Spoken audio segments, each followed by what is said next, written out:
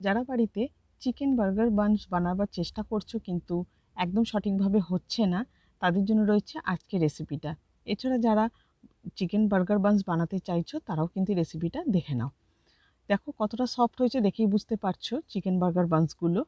আজকে রেসিপিটা খুবই সহজভাবে দেখাবো। আর ওপরে কালারটা কিন্তু একদম আসবে, দেখবি যেরকম বড় বড় বেকারিগুলোতে হয়ে থাকে না, কালারটা বেশ একটা গোল্ডেন গোল্ডেন, সেরকম পারফেক্ট হবে কিন্তু টেক্সচারটা। তোমরা দেখেই সেটা ভিডিওতে বুঝতে পারছো। চলো আজকে তোমাদেরকে তাহলে বানিয়ে দেখাচ্ছি chicken burger Banas A to Z।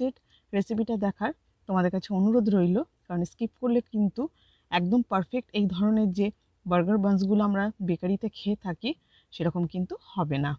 তাহলে দেরি না করে চলো শুরু করে দিই আজকের রেসিপিটা। এখানে আমি এরকম একটা বড় দেখে বাটি নিয়ে নিয়েছি, আর তার মধ্যে দিয়ে দিচ্ছি উষ্ণ গরম জল 3/4 কাপ। আচ্ছা, এবার আমি এর মধ্যেই দিয়ে দেব 1.5 টেবিল স্পুনের মতো চিনি গুঁড়ো, দিয়ে দেব 2.5 টিস্পুনের মতো এখানে ইনস্ট্যান্ট ইস্ট। এই ইস্টটা আমি কোথা থেকে কিনেছি সেটা আমি তোমাদেরকে দেখিয়ে দেব, এবং কৌটোটা কীরকম দেখতে হবে সেটাও আমি দেখিয়ে দেব। এবার এটাকে খুব ভালোভাবে আমি গুলে নিচ্ছি, একদম যেন সুন্দরভাবে জলের সাথে এই ইস্টটা ভালোভাবে গুলে যায়। ব্যাস, এবার এটাকে রেখে দিতে হবে ফর্মেশন হওয়ার জন্য 15 মিনিট। 15 মিনিট ঢাকা দিয়ে আমি এটাকে একটু গরম জায়গায় রেখে দেবো। 15 মিনিট পর তোমাদেরকে দেখিয়ে দেবো ফর্মেশনটা হলে কীরকম হবে টেক্সচারটা। দেখো তোমাদেরকে দেখিয়ে দিচ্ছি কতটা, দেখো ফুলে উঠেছে। হ্যাঁ, এরকমই কিন্তু একদম টেক্সচারটা আসতে হবে, তবেই কিন্তু বুঝতে পারবে তোমাদের কিন্তু ইস্টটা একদম সঠিকভাবে ফর্মেশন হয়েছে। একটা হ্যান্ড বেলুনের সাহায্যে এটাকে একটুখানি মিক্স করে নেব, দিয়ে আমি এর মধ্যে দিয়ে দেব 1 টিস্পুনের মতো নুন, আর দিয়ে দেব 2 টেবিল স্পুনের মতো সাদা তেল। এর সাথে এর মধ্যে দিয়ে দেব একটা ডিম। ডিমটা দেওয়ার পরে সমস্ত উপকরণগুলোকে একসাথে খুব ভালোভাবে মিক্স করে নিতে হবে। মিক্সে কিন্তু কোনো ফাঁকি দিলে চলবে না, পুরো ভালোভাবে কিন্তু এটাকে হাতে সময় নিয়ে মিক্স করতে হবে। দেখো কত সুন্দর সমস্ত উপকরণগুলো একসাথে মিশে গেছে। ব্যাস, হয়ে গেল আমাদের লিকুইডটা রেডি। এবার এর মধ্যে আমি দিয়ে দেব 3.5 কাপের মতো ময়দা, তবে একসাথে দিইনি, আমি প্রথমে হাফটা দিলাম, পরবর্তী সময় আরও হাফটা দিয়ে দেব। একটু হ্যান্ড ব্লেন্ডের সাহায্যে এটাকে মিক্স করে নিয়ে আমি হাত লাগাবো, হাত দিয়ে কিন্তু ডোটাকে খুব ভালোভাবে মাখাতে হবে। খেয়াল থাকে যেন ডোটা বেশ একটু নরম নরম হয়ে থাকে। এরকম যদি শুকনো হয়ে যায় তাহলে পরে একটুখানি উষ্ণ গরম জল দিয়ে আবার কিন্তু ডোটাকে মাখিয়ে যেতে হবে। কিছুক্ষণ পরেই দেখো ডোটা আমার কিন্তু মাখা হয়ে গেছে। এবার আমি এটাকে রেখে দেব, আর এই ডোটার গায়ে সাদা তেল আমি লাগিয়ে দেব। ওপর নিচ করে ডোটাকে সুন্দরভাবে তেল মাখিয়ে রাখতে হবে। আমি ঠিক যেরকম তোমাদেরকে ভিডিওতে দেখাচ্ছি সেভাবেই কিন্তু তেলটাকে পুরো ডোটাতে মাখিয়ে দিতে হবে। ওপরের পোর্শনগুলোতেই মাখাতে হবে, ভেতরে আর না মাখালেও চলবে। এবার আমি ডোটাকে রেস্ট হতে দিয়ে দেব 1 ঘন্টার জন্য। তবে খেয়াল রাখতে হবে এইটা যেন একটু গরম জায়গাতে রাখা হয়। গরম জায়গায় রাখলে পরে ফর্মেশনটা আরও ভালোভাবে হবে। আর এর মাঝখানে আমি বানিয়ে ফেলবো চিকেনের স্টাফিংটা। তার জন্য আমি এখানে তেল নিয়েছি, আর তেলের মধ্যে দিয়ে দিচ্ছি একেবারে মিহি করে কুচানো কাঁচা পেঁয়াজ। কাঁচা পেঁয়াজটার মধ্যে ভাজা ভাজা একটু গন্ধ আসলে পরে এর মধ্যে দিয়ে দেব আদা আর রসুন বাটা।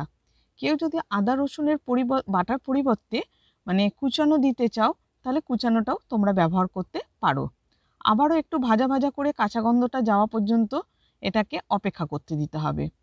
কাঁচা গন্ধ চলে গেলে পরে এর মধ্যে আমি অ্যাড করে দেব চিকেনের কিমাগুলো।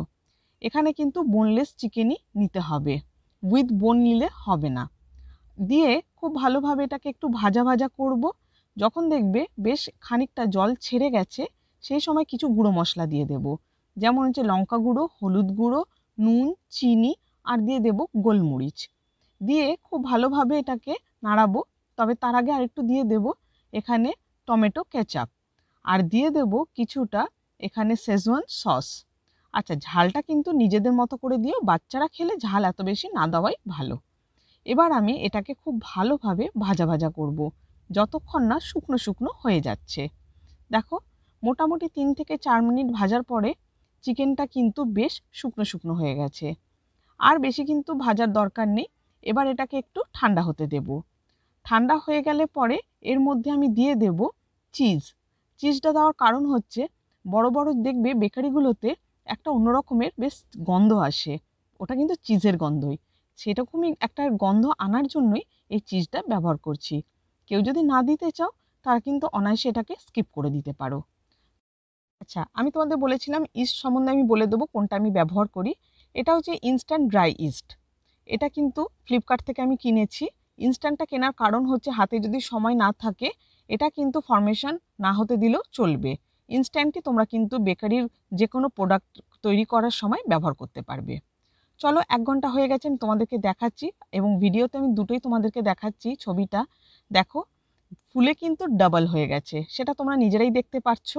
এবং দেখবে কতটা সফট হয়ে গেছে, তোমাদেরকে একটু তুলে আমি দেখাচ্ছি। দেখো কতটা সফট হয়ে গেছে। দেখো, এবার একটা কিন্তু খুব ইম্পর্টেন্ট কাজ আছে, সেটা হচ্ছে ডোটাকে এরকম একটা চওড়া জায়গার মধ্যে খুব ভালোভাবে টেনে টেনে, দেখো যেরকম আমি ভিডিওতে দেখাচ্ছি ঠিক সেইভাবে টেনে টেনে ময়দাটাকে মাখাতে হবে। মোটামুটি 3 থেকে 4 মিনিট কিন্তু এই ময়দাটাকে আমি মাখাবো। তাহলে বেশ এর মধ্যে কিন্তু একটা বেশ সফটনেস চলে আসবে।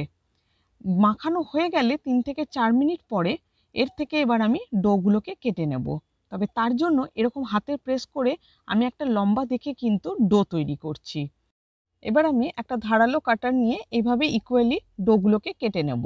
অবশ্যই কিন্তু ডোগুলোকে ইকুয়ালি কাটতে হবে, না হলে কিন্তু বেকিংয়ের সময় কোনোটার সময় বেশি লাগবে, কোনোটার কম লাগবে। সময় কিন্তু সঠিকভাবে না হলে পরে বেকিং কিন্তু একদম পারফেক্ট হবে না। এভাবে একটু হাতে প্রেস করে করে আমি গোল গোল এরকম ডো বানিয়ে নিয়েছি। দেখো তোমরা যখন ভিডিওতে দেখতে পাচ্ছ। এবার আমি যেটা করব সেটা হচ্ছে একটা এরকম বেকিং ট্রে নেব। বেকিং ট্রেটার মধ্যে ভালো করে আমি একটু তেল ব্রাশ করে দিচ্ছি। আচ্ছা, আমি তোমাদেরকে দুভাবেই বানিয়ে দেখাবো, একটা ওভেনে বানাবো আর একটা গ্যাস ওভেনে বানাবো। এবার আমি বানসগুলোকে বানিয়ে নেব। বানানো ভীষণ সহজ। প্রথমে এরকম একটা ডো নিয়েছি। ডোটাকে আমি দেখো এই যে চারপাশের কিনারাটা রয়েছে এখানটা কিন্তু আমি হাত দিয়ে পাতলা করে নিচ্ছি। মাঝখানের যে অংশটা রয়েছে ওটা দেখো আমি এখনও কিন্তু পাতলা করিনি, কারণ ওই জায়গাটা বেশ একটু মোটায় রাখবো। এবার যখন আমি এর ওপরে মানে চিকেনের যখন স্টাফিংটা রাখবো, একটা বাটির যখন আকার দেব তখন মাঝখানটা কিন্তু বেশ পাতলা হয়ে যাবে, তাই আগে থেকেই পাতলা করার কোনো দরকার নেই। আচ্ছা, আরেকটা কথা বলে রাখি, খুব কিন্তু ঠেসে ঠেসে এখানে পুর দেওয়া যাবে না। মোটামুটি একটু ফাঁকা জায়গা রেখেই কিন্তু পুরটা দিতে হবে। দিয়ে হাতের সাহায্যে এইভাবে একটু ভালোভাবে মুড়ে দিতে হবে। মুখটাকে খুব ভালোভাবে সিল করে দিতে হবে, যাতে করে যখন এটা বেক হবে সেটা যেন ফেটে বাইরে বেরিয়ে না আসে। তারপরে দেখো আমি হাতের সাহায্যে এরকম একটু গোল আকার দিচ্ছি। এভাবে হাতে আস্তে আস্তে করে একটা রাউন্ড শেপ দিয়ে নিতে হবে। দিয়ে আমি এটাকে বেকিং ট্রের ওপরে রেখে দেব। এইভাবে প্রত্যেকটা বানস আমি বানিয়ে ফেলবো। বানিয়ে এবার তোমাদেরকে পরের প্রসেসটা দেখিয়ে দিচ্ছি। এবার যেটা করতে হবে, প্রত্যেকটা বানস আমার যখন বানানো হয়ে যাবে তখন আমি এটাকে দেখো ঢেকে রেখে দিচ্ছি মোটামুটি 10 মিনিটের জন্য। 10 মিনিটের মধ্যে আমি আরেকটা কাজ করব, সেটা হচ্ছে এখানে যাতে মানে বানসের ওপরে কালারগুলো একদম বেকারিতে যেমন হয় গোল্ডেন সেরকম যাতে আসে, তার জন্য একটা কাজ করে নিতে হবে। সেটা হচ্ছে এখানে একটা কুসুম নিতে হবে, আর দেবো এখানে 2 টিস্পুনের মতো বাটার দিয়েছি, আর 2 টিস্পুনের মতো দিয়েছি মিল্ক। দিয়ে এটার একটা মিশ্রণ তৈরি করে নিয়েছি। এটাকেই আমি বানসগুলোর ওপরে ব্রাশ করে দেব, তবেই কিন্তু কালারটা একদম পারফেক্ট হবে, যেরকম বেকারিগুলোতে তোমরা দেখো সেই রকমই কিন্তু। ব্যাস, এবার আমি যখন 15 মিনিট পরে এটা খুলে নেব, খুলে দিয়ে আমি এটার ওপরে দেখো এরকম ব্রাশ দিয়ে একটু লাগিয়ে দিচ্ছি এই মিশ্রণটাকে। এইভাবে প্রত্যেকটা বানসের ওপরে মিশ্রণটাকে লাগিয়ে দিতে হবে। এবার আমার ব্রাশ করা হয়ে গেছে সবকটা বানসের ওপরে। আমি এবার এগুলোকে বেক করতে দিয়ে দেব। তার জন্য প্রথমে আমি দেখাবো তোমাদেরকে কিভাবে মাইক্রোওভেনে করছি। মাইক্রোওভেনকে আমি প্রথমে এখানে 10 মিনিটের জন্য প্রিহিট করে নিয়েছি। 210 ডিগ্রিতে আমি এটা টেম্পারেচারে রেখেছি মোটামুটি 15 মিনিটের জন্য।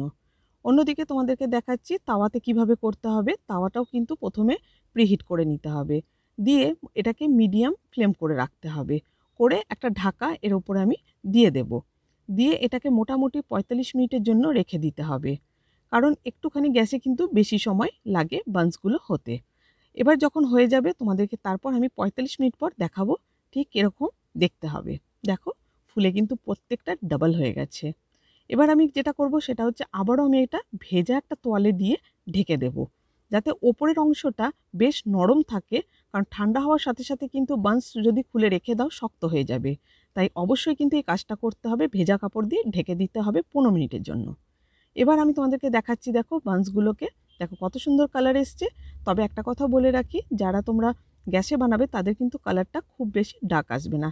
এটার কালারটা দেখো, যেটা আমি মাইক্রোওভেনে বানিয়েছি, কি সুন্দর কালারটা এসছে, পুরো পারফেক্ট এসছে কিন্তু। ব্যাস রেডি হয়ে গেল আমাদের চিকেন স্টাফিং বান্স।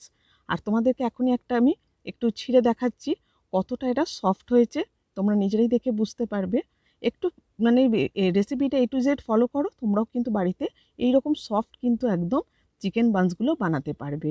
দেখো কতটা সফট হয়েছে, তোমাদেরকে দেখে বুঝতে পারছো তোমরা, দেখো নরম একদম তুলতুলে হয়েছে।